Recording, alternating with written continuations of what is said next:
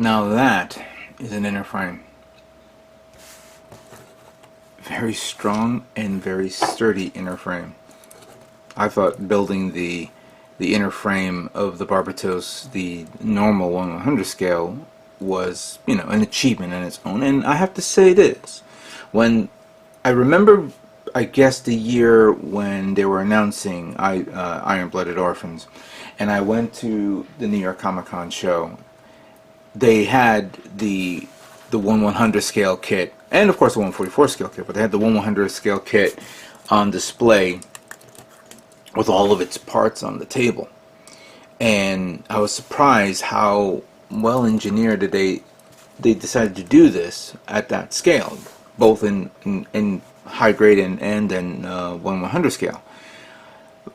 So it was a solid kit, you have to admit, and they pretty much saturated the entire market with Barbatoses all over the place, and they use that same frame or portion of that same frame for the other incarnations of it. You know, the sixth form, the the Lupus Rex, the Vidar. I believe the Vidar uses a bit of it, but I never built the 1/100 scale version.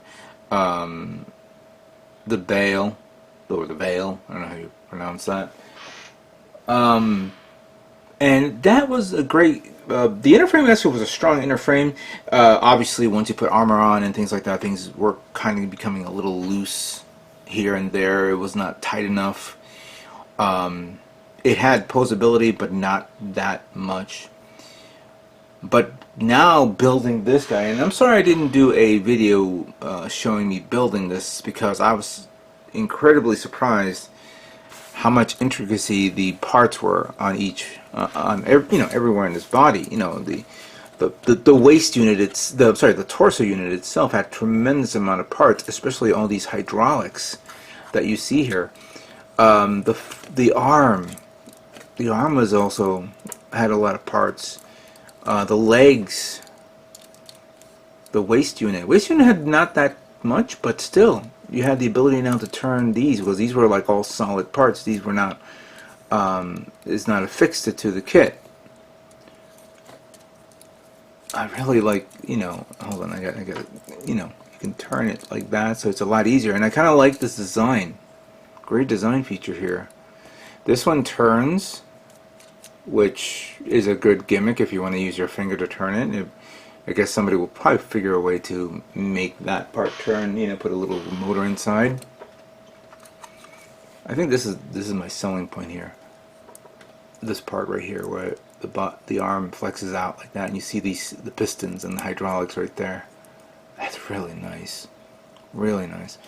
You have that goes like this here in the back, and back here if you want to do it. I sand it as much as I can with some of the parts that, because I forgot, even though this is usually not many people will sand inner frame parts, with the Barbatos that's a little different, because things will be exposed. You pretty much see the Barbatos' inner frame close to like maybe 35% of it through, going through the exterior armor. And right now I'm in the middle of taking all the armored parts, and I'm removing all the remaining clips, the remaining leftover, plastic, the flash, because what I was doing was I was cutting it off a little bit from the tray, so that way I can just remove a little bit and make sure I don't scar up the parts. Now I'm going to begin sanding it down using my God Hand sander 400. I have an 800 and I have 1000, so I can sand it down, smooth it out, get rid of all the scar marks. I began building the weaponry, especially this guy right here, which is very loose. Very loose. I was going to just build it and paint it the way it is, but I think I'm going to have to take it apart to paint it. Hopefully with me painting it, it'll tighten it up. If not, I'm gonna make it tight. Let's put this on, because this is kind of neat to see this. It's also, yes, it's parts forming hands. And you got like little nails here. But this does not have a like an option, like something to hold it in there, like a peg. I know that certain weaponry in even the 1/100 scales have a peg-like system set up, but this one does not. But it is strong enough. And speaking of strong, this is the one part that I was a bit, maybe I'm a bit worried. When I attached this to this, it was, well, you know what, now I'm calling myself a liar. It wouldn't, before, I guess maybe because, you know what, I didn't put this on, but it must have tightened it up because I was like putting it in and it was coming out, and it's like, wait, what? Why is it doing that? But I must have put that on and realized that tightened up. So hey, that corrected myself. Sand down the sword too. Let me just remove this.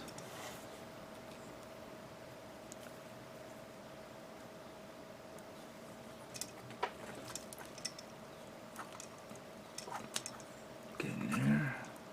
There we go. Yeah, I like that. I like that a lot. It's really nice. I'm not a big fan of these gold pieces, but I will paint it.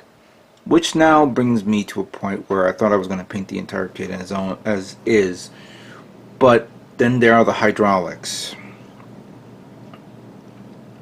I don't want to paint the hydraulics. I mean, I'm sorry, let me rephrase that. I don't want to paint the silver parts because they look good. So I'm going to probably take them apart. Just keep it in specific positions so that way I can put them back on again. I don't see any problems removing them. It'll probably be a little annoying to put it back on, but yeah, that's the gist of it all. So yeah, as much as I would like to paint the inner frame like I did the last time on its own, I'm going to have to take it apart to you know, paint it. I also assembled the massive rail cannon. Actually, it's not called a rail cannon. It's called a... It is called a 300mm smooth bore gun. Sorry if I said a rail cannon, but I really like the design. And I like the gimmick too. I mean, right now this is already condensed down, but if you pull it out, of course, hold on. Pull it out and turn it, then do that, it'll lock that into place, and then put that in, and then that'll be great for storage in the backpack, right there. So this is actually really nice. I like this.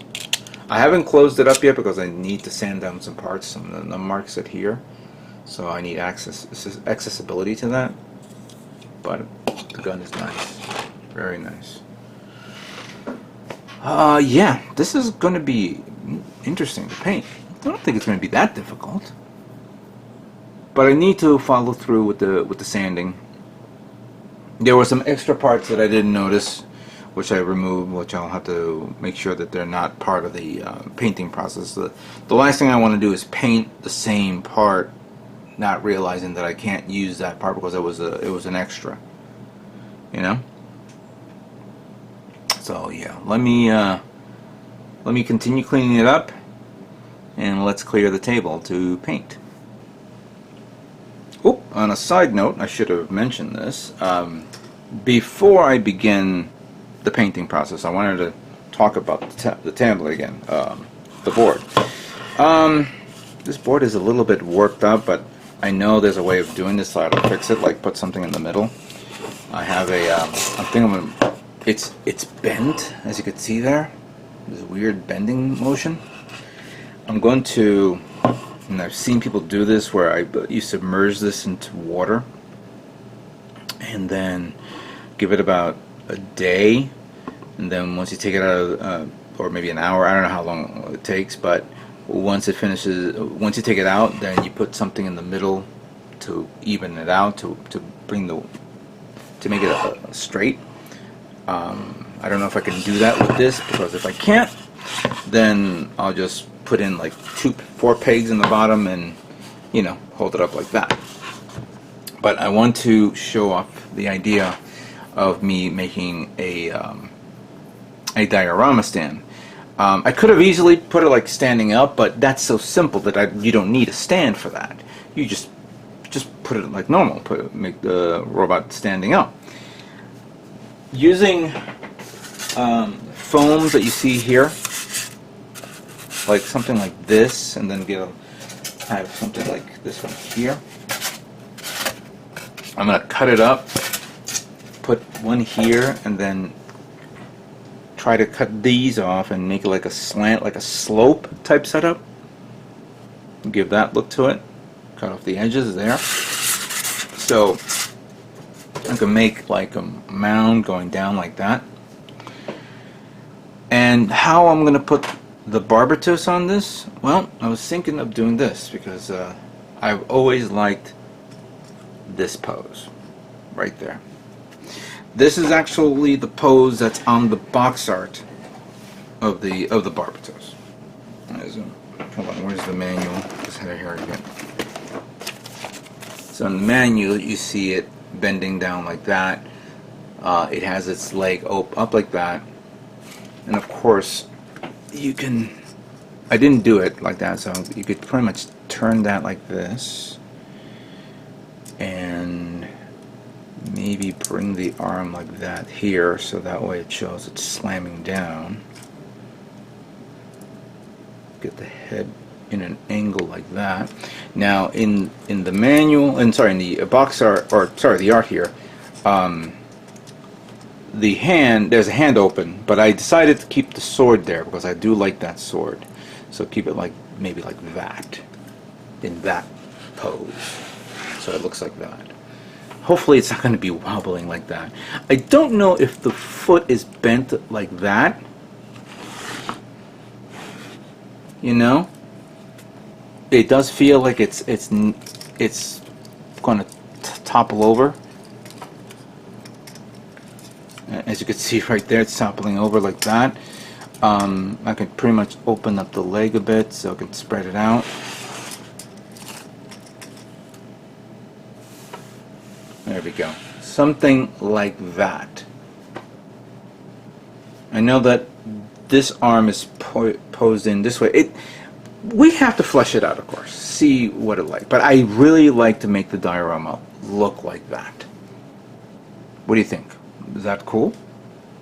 And it's not going to be, it's going to be where once I finish up the pose and everything else, I'm going to make the mounds where the foot is positioned and like gravel, because then I have to simulate the gravel, you know, coming up and all that stuff. The footprint, the markings, this area like something hitting it and smashing down, something like that. I know someone's going to say, hey, why not put the grays? And I do have the 1/100 scale grays. This is too big. This piece of wood here is big, but not big enough to put 2 model kits here.